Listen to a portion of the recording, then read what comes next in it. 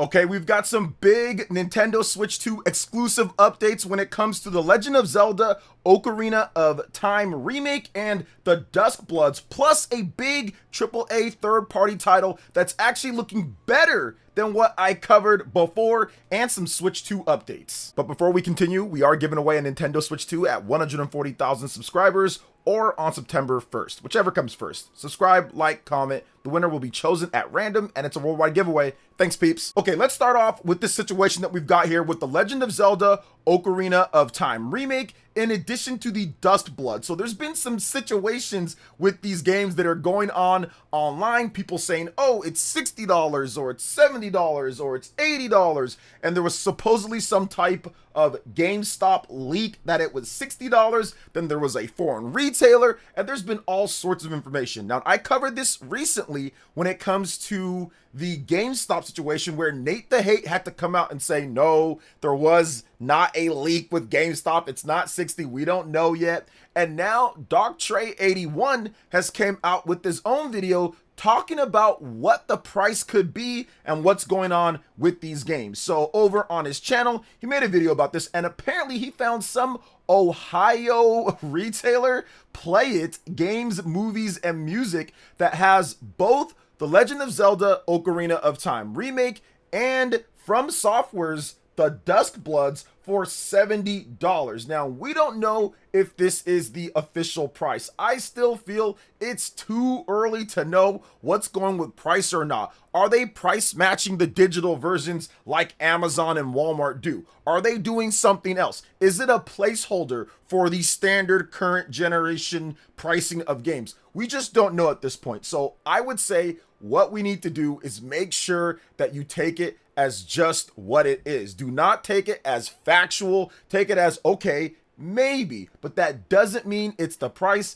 It still could be an 80-70 type of split for both of these games, like we saw with Fire Emblem Fortune's Weave. Now, of course, if you want to go to Amazon or Walmart before the game drops and pre-order it, you can get that $70 physical game price matching the digital. So this could be the same thing here. I think it's just too early to be making any type of predictions or any type of things about how the games will be or anything based off of a retailer placeholder for various different games. It's just something that we have to wait till Nintendo actually reveals it, and I still feel that it's going to be very soon for both of these games. Now, starting out with Ocarina of Time remake, I think that Nintendo is going to have some type of big 40th anniversary. I've talked about this many times before. I think they're going to have a 40th anniversary video either by itself or within a Nintendo Direct in September, like they did with the Mario 40th anniversary. It can be very similar, where they have a bunch of things in there, like The Legend of Zelda Ocarina of Time remake, first gameplay footage,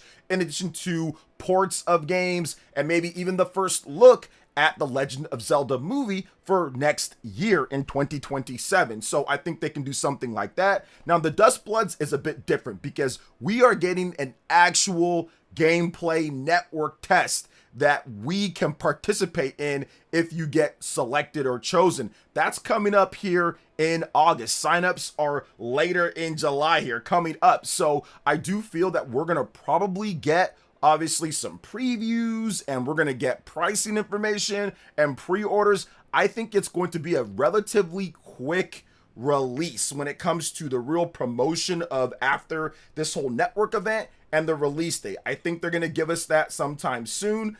I wouldn't really expect it to go past October. I think it's either going to be an October game or it's going to be a September game. But they already have Fire Emblem Fortune's Weave in September, and From Software already has Elden Ring on the Nintendo Switch 2 for August. So I do think that October is probably the target for the Duskbloods, and November would be the target for The Legend of Zelda Ocarina of Time remake. So we'll see on both of those. I'm looking forward to checking out more Legend of Zelda Ocarina of Time remake compared to the Duskbloods, but I am going to see if I can get into the Duskbloods beta network test thingy that they're going on here. Not a big From Software or Souls player, but I do want to just see what this game is about. The Duskbloods is so mysterious, so I just want to see and play it for myself. I might not like it. I might like it. We'll see. But I'm pretty sure I'll love The Legend of Zelda Ocarina of Time remake when that drops on the Nintendo Switch 2. But speaking of Souls games that I'm going to try out, we got to talk about Lies of P Complete Edition for the Nintendo Switch 2. Now, I covered this in a video recently, but we've got new information and gameplay for this. We've got handheld mode and we've got docked mode, and we've just got updates on it. Previews are going out, gameplay is in the wild, and it's looking very promising for this Nintendo Switch 2 port. Now, one thing that I don't remember if I actually said in my last video, but this game, Lies of P, was on PlayStation 4. That, I think, gives me far more confidence in addition to it running well on the Steam Deck and PC handhelds, that the Switch 2 version is going to hold up. And based off the previews and based off the gameplay footage that I'm seeing here, it definitely seems like it's going to run well enough. Now, when I made my last video on it, there was a preview from RPG Site. It was a great preview, but they didn't show any gameplay. They didn't have it running in motion, so I just used the 30 FPS trailer that Nintendo released at the most recent Nintendo Direct.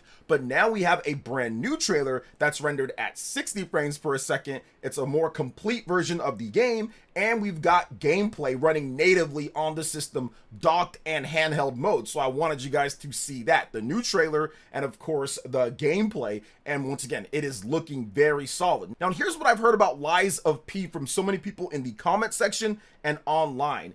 I've heard people say that they don't like Souls games, but this is the Souls type of game that got them into playing a Souls game. It almost feels like a Hades situation.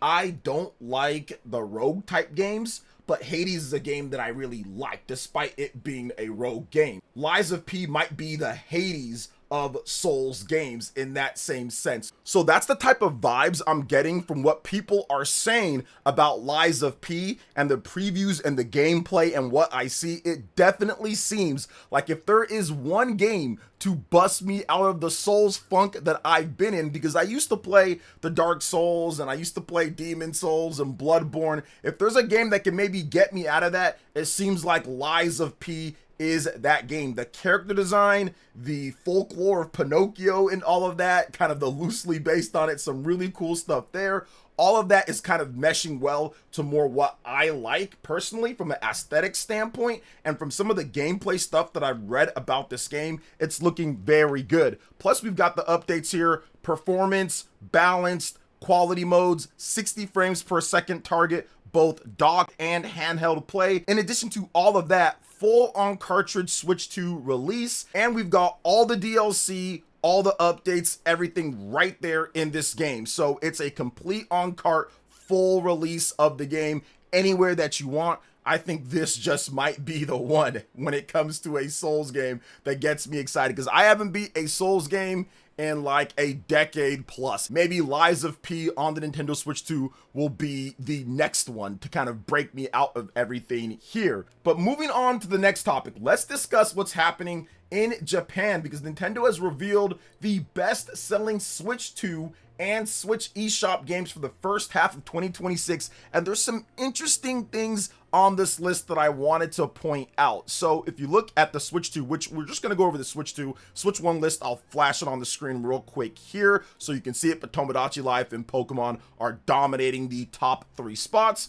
But when it comes to the Nintendo Switch 2, this is fascinating because Pokemon Pocopia still at the top. First half, the game came out in March, yet it still was the best-selling game for the first half of the year. That game continues to do really well. I fully expect Pocopia to be a generational type of evergreen game that does 10 million units plus, maybe even more at the end of the generation. And I do think that this generation is going to be a long generation. Despite new systems launching with crazy more powerful hardware, I think there's going to be a huge downturn in people buying hardware at launch and the sustained sales. It's not going to be like it was with the 7th generation or with the 8th generation. I think there's going to be a lot less people considering the prices and what's happening. Nintendo needs to hold steady. If they can hold steady at that price and continue delivering games, I think that there can be a split but at the same time give people what they're looking for in whatever category they're looking for. Mario Kart World, Dragon Quest VII Reimagined, Mario Tennis Fever. Some people were saying that game didn't do as well. Looks like things are picking up on the back end of that game. It's number 4 on the list here. And then you got Monster Hunter Stories 3, Animal Crossing, Star Fox, Kirby, a lot of great games. I love Star Fox. I do like Kirby Air Riders. I like Dragon Quest VII Reimagined. So a lot of these games kind of fit in with the style of games that I usually play or that I like. Now, I do think Mario Kart World, that's something that people have talked about if they fumbled the launch of it and all that. And I get it. I 100% get it. People were saying kind of the same thing with Mario Kart 8. The battle mode was busted. There were so many issues with the game. It needed patches. It had fire hopping. There was all sorts of issues with that game. The tournaments were busted as well. Those didn't work online. Man, if you go back to the Wii U launch of Mario Kart 8, it was actually somewhat disastrous. It was a great game. It was a great game. It was fun and everything, but there was a lot of issues, especially that battle mode. I do think that Mario Kart World started out better from what we got with Mario Kart 8 back in 2014, and they're continuing to add to it, and we haven't gotten that next major update. I think that next major update with new content is going to be pretty cool. I think they're taking their time with it. Mario Kart is always more of a casual family style of game. Yes, you've got your hardcore people that go out there and race online and know every single trick and all that, but a lot of people just play it casually with their friends for fun, throwing items at each other, and I do think that that is still happening. People are still deciding with the choose your game bundle or just picking it up by itself. They're still playing the game quite a bit, and I do think that when they drop that next big DLC where they actually add characters and add tracks and do other things, I think it's gonna be really cool. But whether they charge for it and how much they do, that's going to be the controversial thing, so we'll see if that happens. But that's gonna wrap it up for this video here. Thank you so much for watching. I do appreciate it. Please make sure you hit that like button, subscribe if you're someone new, click that notification bell, and check out my other Nintendo Switch 2 RPG videos and more right here on screen. Thanks for watching, and we'll catch you for the next one. Peace.